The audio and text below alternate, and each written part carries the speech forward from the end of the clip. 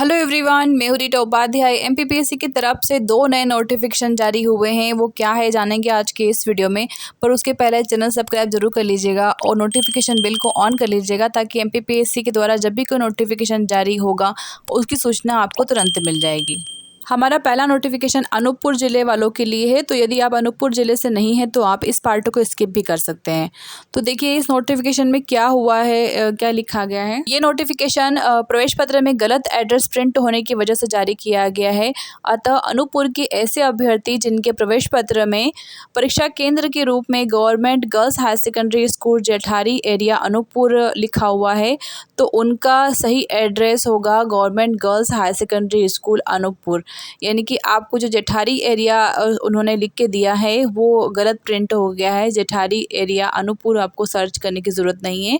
आप direct government girls higher secondary school Anuppur में जाएंगे और वहीं पर आपकी एग्ज़ाम देंगे। ये नोटिफिकेशन काफ़ी इंपॉर्टेंट लगा मुझे क्योंकि इसकी वजह से काफ़ी अभ्यर्थियों को परेशानी का सामना करना पड़ सकता था। इसलिए जो भी आपके परिचित भी हो और जो अनूपपुर से बिलोंग करते हो तो उन्हें आप इस बात से ज़रूर अवगत करवाएं कि एक बार वो अपना प्रवेश पत्र ज़रूर चेक कर लें कि इसमें क्या एड्रेस अंकित है और आपको किस एड्रेस पर जाना है। अन्यथा हो सकता है कि वो टाइम पर एग्ज़ाम हॉल में ना पहुंच पाएँ।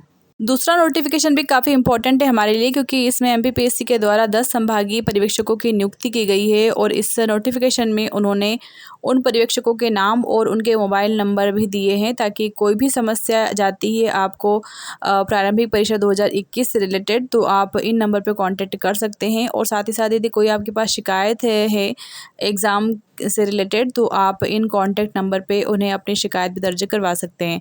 तो आप जिस भी संभाग से बिलोंग करते हैं आप वीडियो को पोस्ट कीजिए और उस संभाग के पर्यवेक्षक और उनका मोबाइल नंबर आप नोट कर लीजिए ताकि आपको कोई भी समस्या जाए तो आप उन पर कांटेक्ट करके उन्हें अपनी समस्या बता सकें।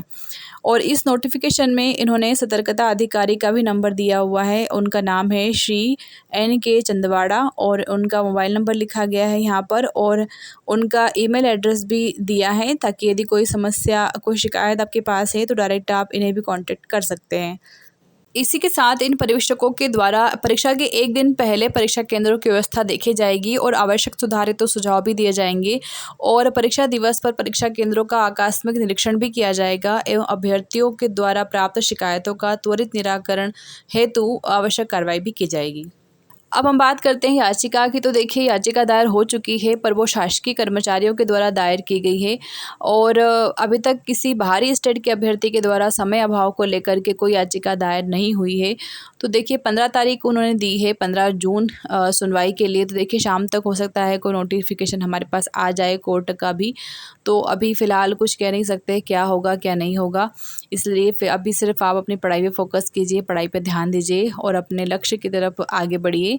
इन सब बातों की तरफ ध्यान मत दीजिए क्योंकि जब भी कोई नोटिस आता है एग्ज़ाम पोस्टपोन को लेकर के तो उसकी सूचना मैं आपको ज़रूर दूंगी। और देखिए याचिकाओं से संबंधित जो न्यूज़ है उन्हें सुनकर आप परेशान ना हो तो बेहतर है क्योंकि अभी आपका ध्यान सिर्फ अपनी परीक्षा की तरफ होना चाहिए, अपने लक्ष्य की तरफ आपका ध्यान होना चाहिए। इस तरह की न्यूज़ कहीं ना कहीं हमारे दिमाग पर नेगेटिव असर डालती है और हमारा ध्यान पढ़ाई में से भटकाती है। इसीलिए इस वक्त आप सिर्फ मोटिवेशनल वीडियोस जो होते हैं वो देखें, मोटिवेशनल जो सॉन्ग होते हैं यूपीएससी के लिए जो बनते हैं आप उन्हें सुने। तो इससे आपको क्या होगा, पढ़ने के लिए मोटिवेशन मिलेगा, आप मोटिवेट रहोगे और अपने लक्ष्य से नहीं भटकोगे।